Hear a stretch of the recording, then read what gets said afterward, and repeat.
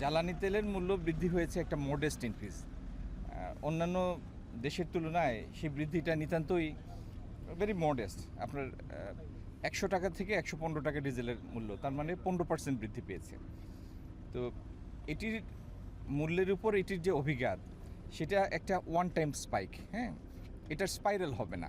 এই মূল্যস্ফীতিটা এটার স্পাইরালও হবে না এবং এই ইনফ্লেশনটা স্টিকিও হবে না।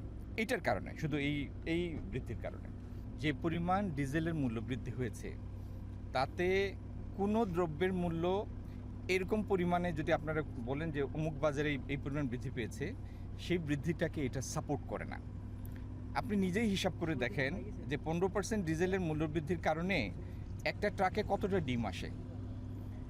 মনে করেন যে খামারটা খাদিমনগরে, আমরা যেখানে দাঁড়িয়ে আছি, এখান থেকে সিলেট শহরে যদি একটা পিক আপ এসে যায়, আপনার ডিম যায়, তাহলে কত হাজার ডিম যায়।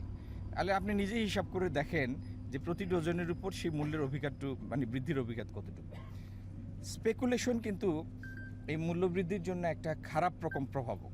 এই জন্য আমি সবাইকে অনুরোধ করব, বিশেষ করে আমার গণমাধ্যমের ভাই বোনদের, যে এই যে স্পেকুলেটিভ যে একটা ইনফ্লেশন, এইটা যেন না হয়। এটার দায়িত্ব আপনার আমার সবার। আমি অনুমান করে করে জিনিসের দাম বাড়বে করে বাড়িয়ে দিলাম, এটা কোনো কথা না। আর এইভাবে যদি বৃদ্ধি হয়ও, কেউ পরিস্থিতির সুযোগ নেওয়ার চেষ্টা করে, এটা মানে এটা করে সে সফল হবে না। কারণ বাজার তো বাজারের মতো করেই চলে।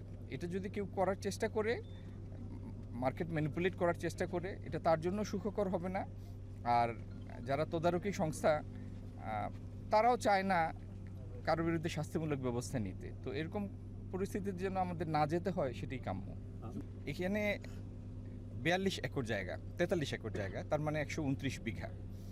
এই 129 বিঘা জমির মধ্যে আমরা একটা পরিকল্পনা করছি যে এটিকে একটা ট্যুরিস্ট অ্যাট্রাকশনে পরিণত করার জন্য, এবং সেইটির অংশ হিসাবে এটির মধ্যে কেবল কার থাকবে, মানে যেটা ছাতকে আপনারা দেখেন রোপওয়ে, সেই কেবল কার থাকবে। এখানে মানে রোপ ব্রিজ থাকবে, হ্যাঙ্গিং ব্রিজ, এরকম অনেকগুলি, যারা বাচ্চা বলেন, প্রাপ্তবয়স্ক বলেন, সবাই পছন্দ করবে, এরকম অনেকগুলি উপাদান এটার মধ্যে থাকবে। এবং এইটাকে ঘিরে একটি মাস্টার প্ল্যান করছেন জেলা প্রশাসন, এই জেলা পরিষদ। এটি সম্পন্ন হলে, এবং ইনশাল্লাহ গভর্নমেন্ট এটির অর্থায়নও করবে, সরকার, এটি সম্পন্ন হলে সিলেটের একটি বড় ট্যুরিস্ট অ্যাট্রাকশন হিসাবে এটা সারা দেশের কাছে পরিগণিত হয়। চুক্তি হয় দুইটা দেশের মধ্যে। হ্যাঁ, যদি চুক্তিটা দুইজন ব্যক্তির মধ্যে হয়, তাহলে হয়তো চট করে সেটি রদবদল করা সম্ভব। দুইটা রাষ্ট্র, দুইটা এন্টিটি, না, দুইটা সভরেন স্টেট। তো দুইটা রাষ্ট্র কোনো চুক্তি করলে চট করে সেটা থেকে এরকম ইচ্ছা স্বাধীন পরিবর্তন করা যায় না। তবে চুক্তির মধ্যে তো বিভিন্ন ধারা থাকে, দুইটা পক্ষ, কিছু ধারা একটা পক্ষের অনুকূলে যায়, আরেকটা পক্ষের অনুকূলে আরও কিছু ধারা যায়। এইটা মিলেই তো চুক্তি, দুই পক্ষের জন্য একটা উইন উইন সিচুয়েশন তৈরি করার প্রয়াস থেকে চুক্তি।